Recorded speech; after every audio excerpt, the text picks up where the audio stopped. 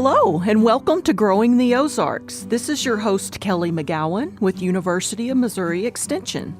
My guest this month is Dr. Ioana Popescu, retired professor of biology and botany with Drury University. Ioana, welcome.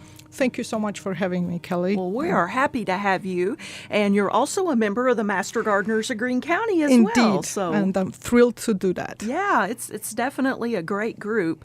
And as we were preparing for this, we were kind of, talking about plant identification, and, people don't seem to have connections with nature like they once did. And as a result, plant identification is kind of becoming a lost art. So give us some of your thoughts on that. Yeah, so first of all, compared with previous generations, we don't have the need, and because of that, we don't have the interest to know more plants. And distinguishing between different species has decreased tremendously. We also have digital apps and Google Lens that help us do it instantly, so we don't really need to learn how to identify plants. But in general, our disconnect from the natural world is to our own demise. And now we're talking about nature deficit disorder. But beyond our personal well-being, this disconnect will lead, and it leads, to less engagement in preserving the well-being of the natural world itself. If you never knew a species existed, how would you care when you hear it's endangered?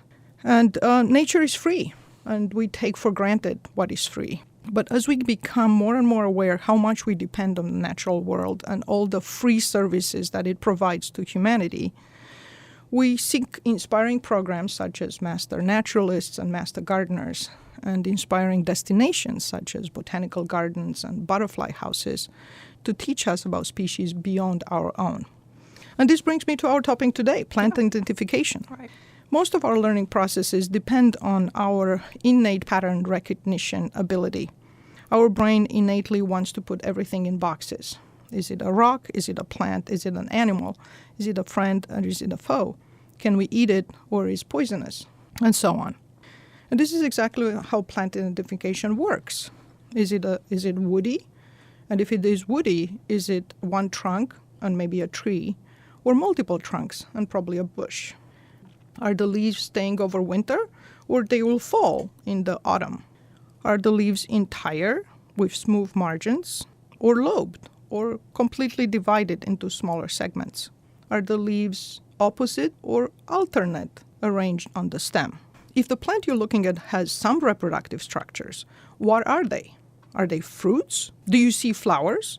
Are they pleasantly smelling or not? Are they bright colored? How many of each of their floral parts? 3, 4, 5 petals, and so on. Or maybe you see fruits. Are the fruits fleshy or dry? And that brings me to a very important matter. No matter how beautiful and enticing any wild fruits look like, if you're not certain about your plant identification, do not eat them. Or maybe the plant you see has spores.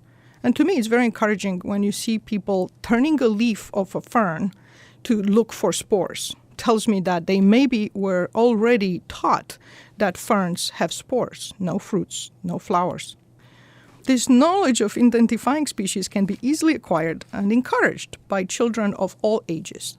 It will help us connect to nature in more meaningful ways. Once you learn to identify plants, a walk in nature, it's beyond just seeing green. And a tree is not just a tree. And a plant is not just a plant, and a flower is not just a flower. And that will totally change your connection with the natural world. Missouri University Extension Office, it's a great resource with knowledgeable and helpful professionals. Or contact Master Gardeners Hotline, outstanding volunteers with so much knowledge and thirst for learning. All right. That was wonderful. Thank you so much, Ioana, for being with us today. And thank you, listeners, for joining us today. And you can find more about this episode at ksmu.org or wherever you find your favorite podcast. Thank you for joining us today.